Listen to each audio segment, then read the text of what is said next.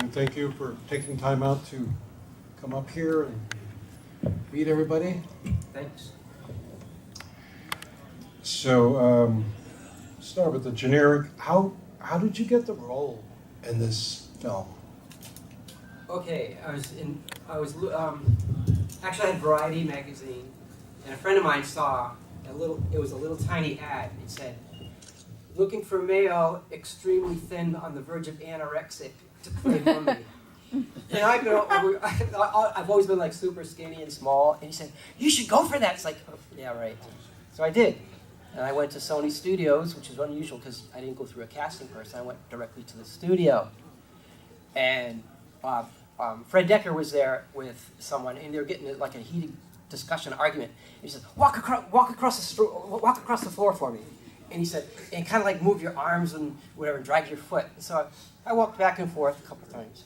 And he said, okay, great, now just do something with your hand. I said, and he said, great. And then they started getting like a little heated discussion. And he says, as far as I'm concerned, you got the part. Then he went back to her, and they were yelling and talking again. And so I was at work one day, and I got a call, and it was someone from Sony Studios, and they said, Michael MacKay said, yeah, they said, congratulations, but you've got the part as the Mummy in the Monster Squad. Congratulations. And I was like, and that's how I got it. Through an ad saying, looking for someone extremely thin on the verge of anorexic. So I went in on that, and that's how I got it. It was great.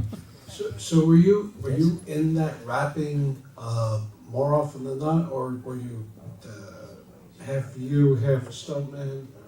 And the screen time as far as being in the Mummy? Oh yeah, no, that was me the whole time.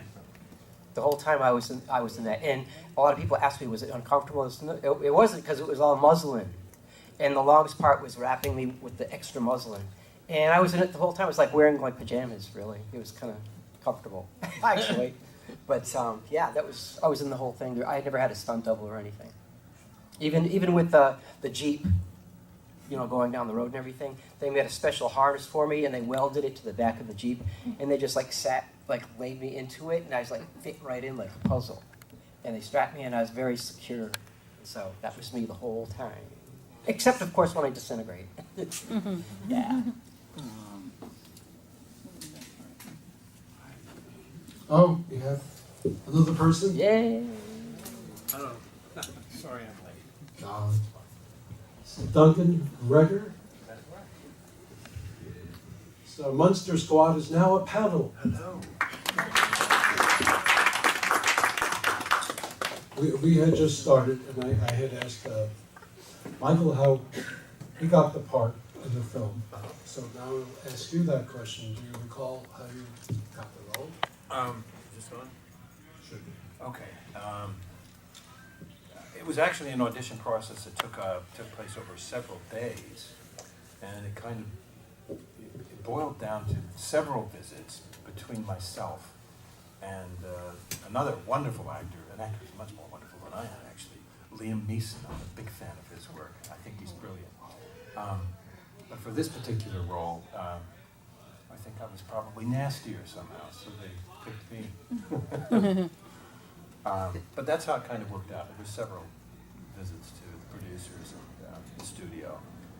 And that's how it worked. The character, which is Dracula, Count Dracula, and pretty much the lead in the film, actually. It was a big starring role in that movie. How did you feel about that? I mean, because it was pretty much promoted as this big film.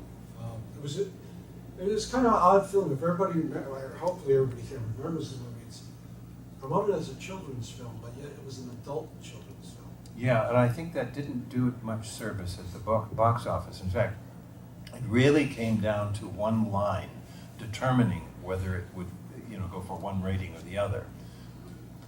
Guess which line? Exactly. But the producers, in their wisdom, you have to give it to them. They said, no, we're going to keep that line in because it's actually the moniker for the show practically. And I think what it did in the end was give it some lasting power as a cult film. because it's really worked down through the years, and it's a wonderful generational type of film. The people that watched it with their kids back then when it first came out, those kids that now had kids, and those kids watch it. So it's a wonderful family kind of, I hesitate to say cult film, but it's very popular in that sense. And it may have just, if we took that line out and got the other rating for the film, it might have just come and gone and never become anything. So we have to be grateful to them for something. Fred Dekkar is very popular because he's done a lot of television, but the few features he's done have really got a following. Yeah. Because they were cult again, because his movies are unusual, and like the best of his television work is unusual. What do you remember about working with Fred Dekkar? He was so kind, and he was so patient, and he was just so positive, and he's like, always like, good job, and it's like really nice. It's like, so it's like he always gave a real positive feedback. Good job, and I really loved him, and he was great to work with. He was a great man, and like I say, when I auditioned that one time, I was like, as far as I'm concerned, you got the part. Then he went back to his his argument or whatever, and positive all around. That's what I really remember about Fred. He was really cool. He was a really great guy. Yeah. Yeah, I had Fred and I had our differences at the beginning, but we sort of worked them out. I think I threw a hammer at him at one point. Sort of put a punctuation on my point. But yeah, we at the beginning when we worked with the character, I think he was coming from the school that this guy was a monster, so he wanted more of those kind of grander, monsterish kind of qualities to it. And I said, well, no, this guy's actually got a lot of human in him that people can relate to. He's more like a sociopath in a way, because, like any villain, he knows exactly what he wants, and he will stop at nothing to get it. So I was more interested in giving him a sense of humor and having the campier sort of lines, and so that he wasn't completely dark. He was more, rather than saying he was just dark, he's malevolent. And that's kind of what I was after. And Fred sort of got onto that bandwagon after a while and pursued it, and then the writing changed. We started to get into the picture deeper, and it really began to gel, really worked, especially after I threw the hammer. I think that's the hammer made its point. What do you Hit the nail on the head, anyway. What do you guys recollect about working with children? Because they were the heroes of the film, and you guys had to work with the kids a lot. Yeah, two in particular. Michael Faustino, the little boy, he became really protective of me, and it was really, really, really sweet. It's kind of like, it's like I'd be walking to lunch, and it's like, you okay? And it's like, yeah. And it's like, I'd be eating, he'd say, you okay? And it's like, he'd wipe the food from my mouth, and he was always like looking at me like, you okay? And he's very protective, and he's very sweet. And now, Phoebe, at one point, she got really, she didn't want to do the scene where I walk up to her, and all of a sudden she said, I don't want to look at him, I'm scared. And it's like, finally Fred came up to me and said, look, can you go up to her and kind of show her that you're really, really Michael, and that you're really human? And so I went, I lifted up my lip or something to show her I had real skin under there or something like that, and everything, because she didn't want to look at me, but she had to, and I had to look in her eyes as I had to, And so she finally calmed down, and she was able to do it, and after a lot of, coaxing and everything, and once she felt safe and all that, whatever. And so got to that point, and Fred said, yeah, kind of go up to her and kind of So we did the scene, and it worked out.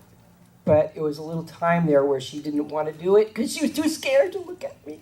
But she finally did, and so she did the scene like a little trooper, and she got through it, and we got through it. It was great. And I loved working with all the kids. They were really good to work with. They were a lot of fun.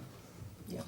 Duncan, your recollection of working with the You know, it was one of the things that Fred and I worked out was to make sure that there was the opposite kind of approach to the children with the character of Dracula, because it really gave them a sense of believing in the supernatural and the dark danger of the character. So we maintained a distance, and in fact, I don't think I ever met any of the kids when I wasn't in character or in costume, and it worked very well for the film to do that. And Phoebe, you're right, Phoebe was a real trooper, and man, could that kid scream. Oh. Yes, she could. Man. You know, I had the lines, "Give me the amulet, you bitch," and then she screamed, and she scared the hell out of me. So. It was also a bit of a physical role for you, but then again, you had done Zorro before that. No, I did Zorro later. Was there Zorro later? Yeah. Oh, I stand corrected. Well, then that was the beginning of your physical. Not really, no. I go way back. I'm actually about 90 years old. I remember watching Zorro, you know, how much running around you had to do with that. Mhm. So for some reason, I just thought it was earlier. The makeup for the Monster Squad, the makeup. Now, you were Mummy, you know, did it take a long time to get you in there? Actually, it didn't. And like I said earlier, all of my whole entire costume was all muslin. So first I just put the muslin suit on, the basic muslin suit, and then they wrapped me. That's the thing that took the longest, was the wrapping with the extra bandages. And the head slid on, and my hands went on like gloves. So it was pretty direct, and it was pretty, they got it down to a science, and it was like very lightweight, so there's really no complications with it. I didn't feel like all bound up or anything. And so it was a pretty lightweight suit, so it was okay. Now that script was written by Shane Black with Fred Dekkar. I mean, you know, everybody knows Shane Black did the Lethal Weapon films. And, Right. You finally got to do Iron Man 3. Great movie, Robert Downey and Val Kilmer, which I forgot the name of. Kiss Kiss Bang Bang, which is a fantastic film.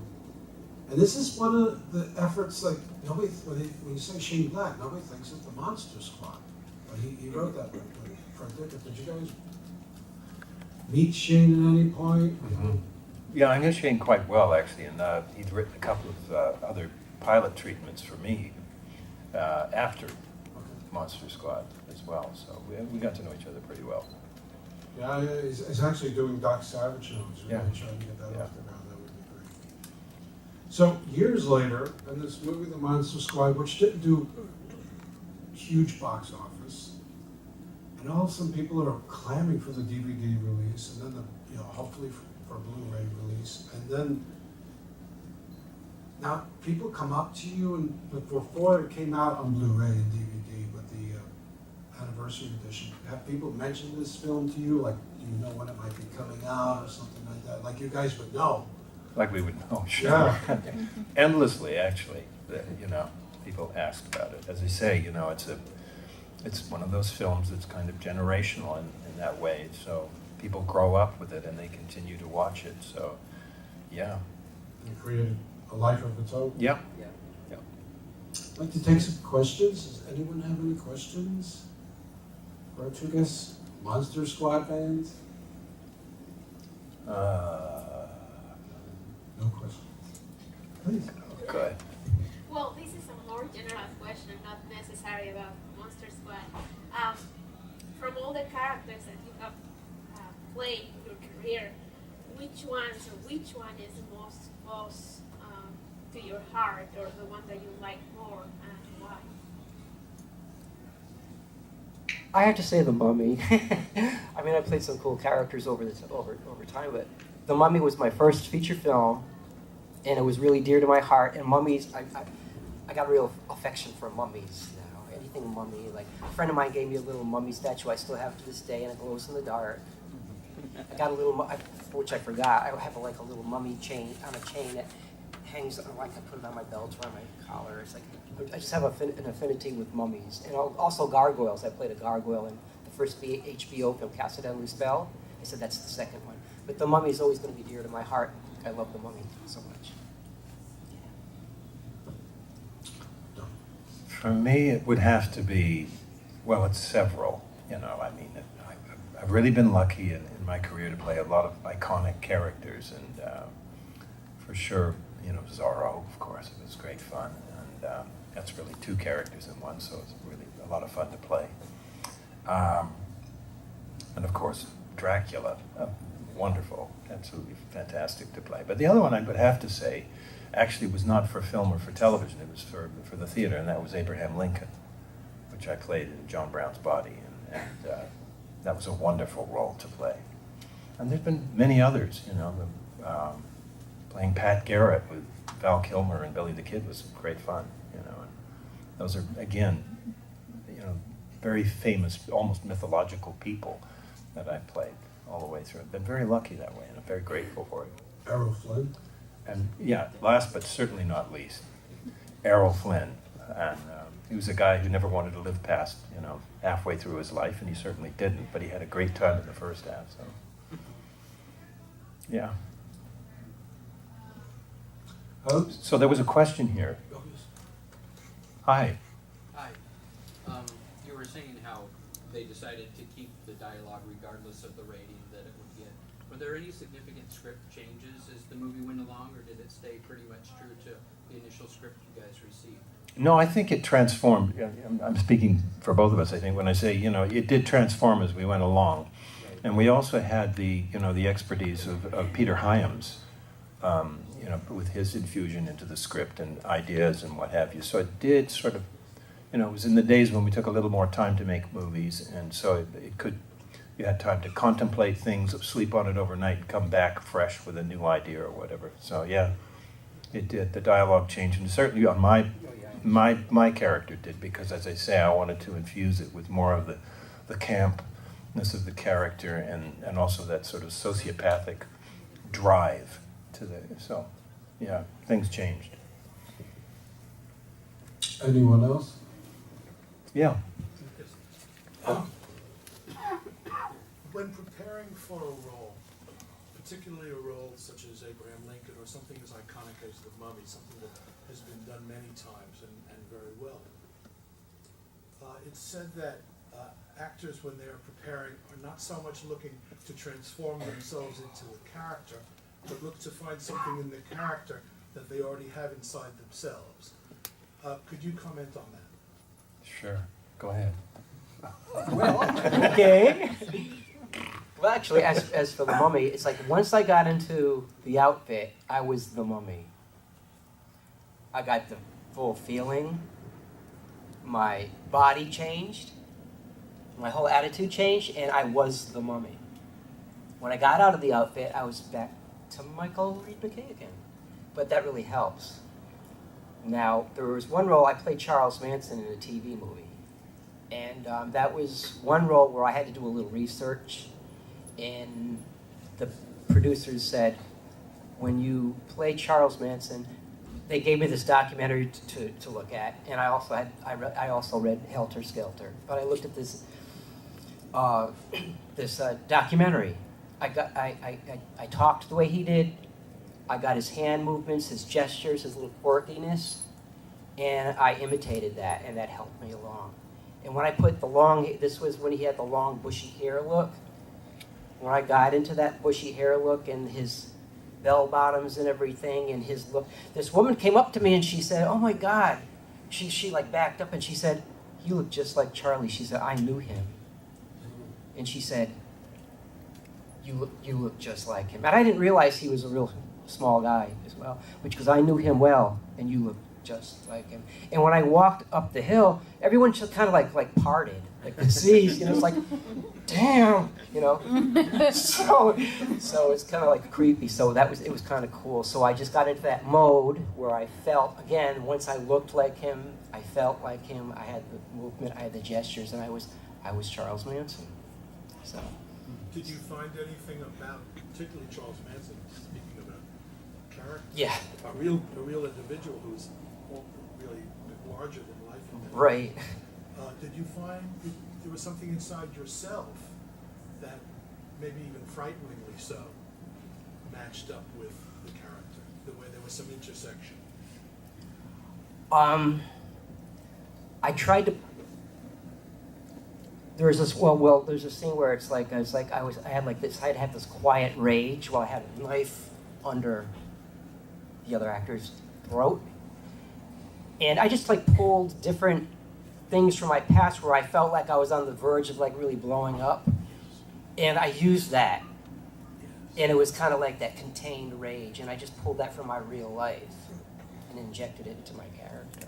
So you do little things like that, you know, and I did throw out. So, yeah, so that's what I did. Yeah. And when playing Lincoln, particularly, Yeah. were you able to find something in yourself, perhaps, that intersected with how you believed Lincoln might have been as a real human being? Yeah, it was, again, you know, you're talking about an iconic Yeah. man, a real man. And, you know, the project I was dealing with was from John Vincent Benet's poems from John Brown's Body. And so it was really trying to find, to live up to something that was so huge that I couldn't really find very much inside myself that was as profound as those words and as the man had become. I'm sure that Abraham Lincoln was just an ordinary guy underneath everything, but he's not. Today, he's not that. He's reached the level of legend and myth, almost, with, you know, the things that he did in his lifetime. So you're dealing with somebody who's much larger than life. So to find things within yourself, you just try to rise and be as huge as you possibly can be, as magnanimous as you can be, as righteous as you can be in the best possible way. And that is it's a tough place to get to try and treat yourself almost to deify yourself in a way. It's really hard, but you have to do it in order to convey it to an audience, to get it to be that size. And I don't possess any of those qualities, so I don't know where they come from. You know, it's much more a much more easier approach to something like Errol Flynn, where you've got a lot of movies to look at, you've got the book, all of these different things that he's done to tap into to find the key to the character and then build from there, if you wish. And you know, it also relates to two schools of approach to acting. The American approach is more, you know, what Michael's been talking about finding something within yourself and going from there. The British approach works the other way around. They go from the outside in. So they find, you know, they might find the character in a pair of shoes, or approach Zorro and you find the character in the cape, and the cape somehow tells you how he moves, and how he moves somehow tells you how he operates as a person in the guise of Zorro, or perhaps the color of the clothes that he wears. I mean, you know, my approach to Zorro for his movement was nothing to do with the fox, but it was to do with the panther. So I gave him more cat-like moves rather than jittery fox-like moves. So there's all different approaches. Yeah. Yes. Could you do a few seconds of Lincoln meets Manson? There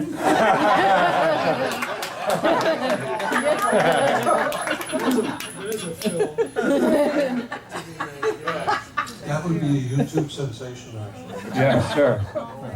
He was not assassinated by John Wilkes Booth. He was assassinated by Charles Mintz. Okay. But Zorro, please. And Zorro comes to save him.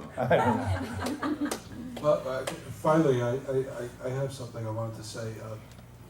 Both you guys are here celebrate the Monster Squad. You know, primarily, you know, people coming up, the banners, the photos.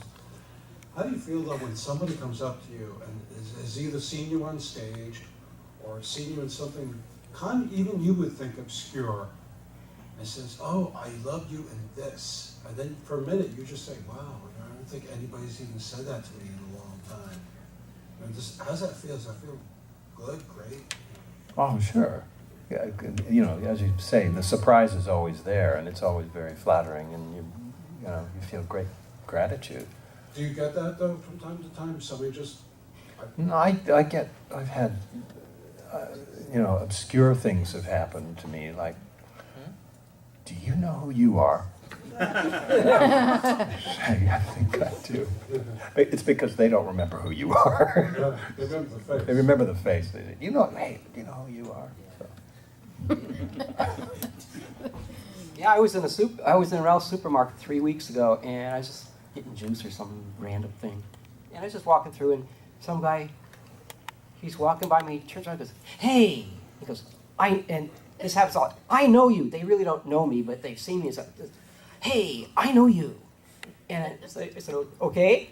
And he said, "You're an actor, right?" I said, "Yeah." And he said, "You were in Seven, right?" I said, "Yeah." He said, "I love that movie." And he said, "You were a sloth." And he said, "I knew it. And this guy was a big fan of Seven, and he just had a camera, and he said, "Take a picture of you with you." He goes, "Thanks, you were a great man, loved you." And it's just like one of those random things and everything. But a lot of times when people say, "Hey," when they say, "Hey, I know you," they really don't know you, but they've seen you in something. And it's like, and it is very flattering. It's kind of like, cause sometimes like, it's because at first I told this guy, I said, how did you know it was me? And I said, "Oh yeah, because there was early on in the film, they show a picture of my license before I looked scary the way I did, and it was like my mugshot." And he told me because of the, I said, "Oh, okay, I get it now." But it was over within a couple minutes, and that was it. But it just kind of like, it was just like one of those things, But it's very flattering. It truly is, and it kind of takes you back. It's like, who, me? It's very flattering.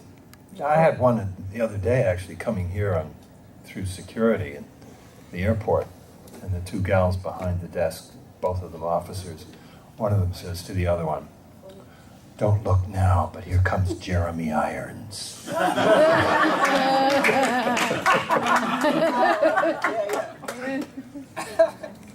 And you said you're much younger. Well, whatever. Anyone else? Oh, yes. Can you tell us a little bit about, you did a lot of genre TV and movies, science fiction. Do you remember anything from Goliath the Wings? What movie was that? I'm just kidding. No, it's a long time ago. Yeah, we filmed it in the bowels of the Princess Mary in San Pedro, California. I remember that. Mark Harmon was in it. Bob Forster. Christopher Lee. John Carradine, the late John Carradine. Lots of wonderful. Frank. What was that guy's name? Thank you. Right. Yeah. So there was a lot of great people in it. Just an amazing concept. I mean, it was. Yeah. It was almost. That was the first movie that I did coming to Hollywood, actually. I almost consider it like a proto steampunk type movie, because it's been there, was down there for whatever 50 years. Yeah. 60 years, Yeah. Yeah. Great. Yes. I was just going to ask you about how it was to work with Tom Noonan on Monsters. Well, Tom was he was great. He had, I think, a fairly good rapport with the kids and what have you as Frankie, and we sort of had to maintain a kind of distance between the two of us, to establish that, one was the arch enemy of the other one kind of thing. So we did that for the sake of the kids. But, yeah. And he did a great job. He's around here. I don't know why he didn't come today. Yeah, I had hoped he'd be here, but we got these two guys. Yay, there you go. Thank you. And really thank all of you for coming to this event. Really appreciate it very much. Thank you. Started getting like a little heated discussion. He says, "As far as I'm concerned, you got the part." Then he went back to her, and they were yelling and talking again. And so I was at work one day, and I got a call, and it was someone from Sony Studios, and they said, "Michael MacKay." I said, "Yeah." They said, "Congratulations, but you got the part as the Mummy of the Monster Squad. Congratulations." And I was like, and that's how I got it. Through an ad saying, looking for someone extremely thin on the verge of anorexic. So I went in on that, and that's how I got it. It was great. So were you in that rapping more often than not, or were you half you, half a stuntman? On the screen time, as far as being in the Mummy. Oh yeah, no, that was me the whole time. The whole time I was in that, and a lot of people asked me, was it uncomfortable? It wasn't, because it was all muslin, and the longest part was wrapping me with the extra muslin, and I was in it the whole time. It was like wearing like pajamas, really. It was kind of comfortable, actually. But yeah, I was in the whole thing. I had never had a stunt double or anything. Even with the Jeep. Guess which line? Suck on this little son of a bitch. Exactly. But the producers, in their wisdom, you have to give it to them. They said, no, we're going to keep that line in because it's actually the moniker for the show practically. And I think what it did in the end was give it some lasting power as a cult film, because it's really worked down through the years, and it's a wonderful generational type of film. The people that watched it with their kids back then when it first came out, those kids that now had kids, and those kids watch it. So it's a wonderful family kind of, I hesitate to say cult film, but it's very popular in that sense. And it may have just, if we took that line out and got the other rating for the film, it might have just come and gone and never become anything. So we have to be grateful to them for something. Fred Dekkar is very popular because he's done a lot of television, but the few features he's done. Wonderful actor, an actor who's much more wonderful than I am, actually. Liam Neeson, I'm a big fan of his work. I think he's brilliant. But for this particular role, I think I was probably nastier somehow, so they picked me. But that's how it kind of worked out. There were several visits to the producers and the studio. And that's how it worked. The character, which is Dracula, Count Dracula, and pretty much the lead in the film, actually. It was a big starring role in that movie. How did you feel about that? I mean, because it was pretty much promoted as this big film. It was kind of an odd film. If hopefully everybody here remembers the movie. It's promoted as a children's film, but yet it was an adult children's film. Yeah, and I think that didn't do it much service at the box office. In fact, it really came down to one line determining whether it would, go for one rating or the other. And thank you for taking time out to come up here and meet everybody. Thanks. So, start with the generic. How did you get the role in this film? Okay, actually I had Variety magazine, and a friend of mine saw it was a little tiny ad. It said, looking for male, extremely thin, on the verge of anorexic, to play mummy. And I've always been like super skinny and small, and he said, you should go for that. It's like, oh, yeah, right. So I did. And I went to Sony Studios, which is unusual because I didn't go through a casting person. I went directly to the studio. And Fred Dekkar was there with someone, and they were getting like a heated discussion, argument. And he said, walk across the floor for me. And he said, and kind of like move your arms and whatever, and drag your foot. And so I walked back and forth a couple times. And he said, okay, great. Now just do something with your hand. I said, and he said, great. And then they, going down the road and everything, they made a special harness for me, and they welded it to the back of the Jeep. And they just laid me into it, and I was fit right in like a puzzle. And they strapped me, and I was very secure. So that was me the whole time. Except, of course, when I disintegrate. Yeah. Oh, you have another person? Yay. Sorry I'm late. No, it's fine. Duncan, Regehr. That's right. So Monster Squad is now a panel. Hello.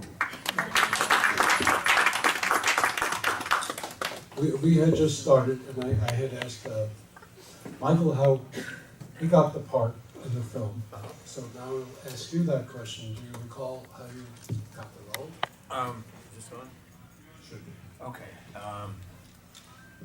It was actually an audition process that took place over several days, and it kind of it boiled down to several visits between myself and another one.